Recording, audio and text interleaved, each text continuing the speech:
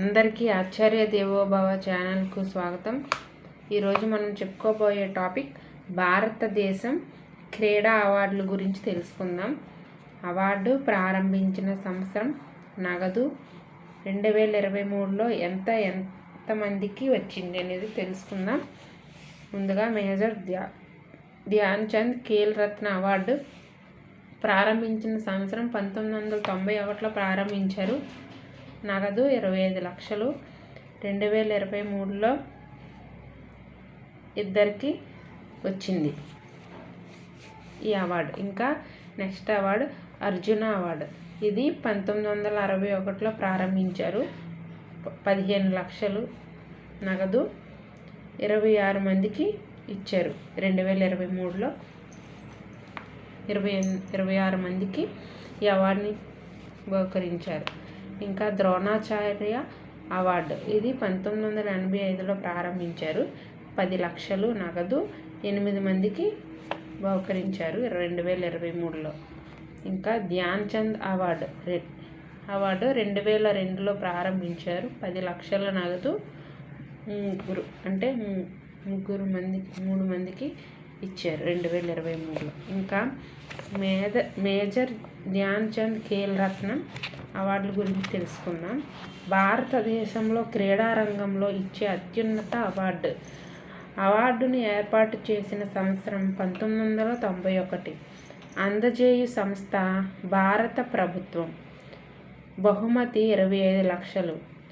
Major Dhyan Chand Khel Ratna award పాత పేరు Rajiv Gandhi Khel Ratna award. Award ఇచ్చే రోజు భారత జాతీయ క్రీడా దినోత్సవం. ప్రతి సంవత్సరం ఆగస్టు 29న ఈ అవార్డు అందజేస్తారు.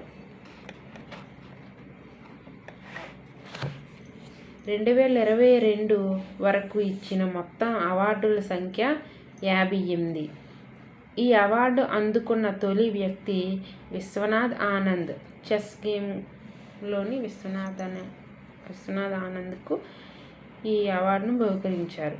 ఇతను ఫస్ట్ వ్యక్తి అన్నమాట. 1991లో ఈ అవార్డు అందుకున్న తొలి మహిళ కరణం మల్లీశ్వరి వెయిట్ లిఫ్టింగ్లో 1994లో బహుకరించారు. చిన్న వయసులో ఈ అవార్డు అందుకున్న వ్యక్తి అభినవ్ బింద్రా షూటింగ్ 2001.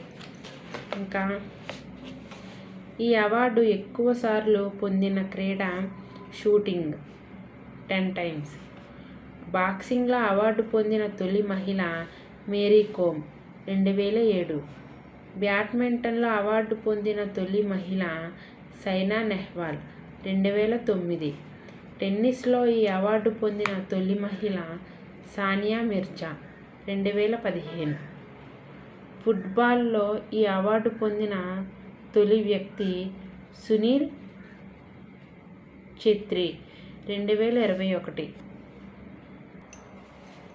2023వ సంవత్సరంలో అవార్డు పొందిన వ్యక్తి ఇతను చిరాగ్ శెట్టి బ్యాడ్మింటన్లోని ఇతనికి వచ్చింది.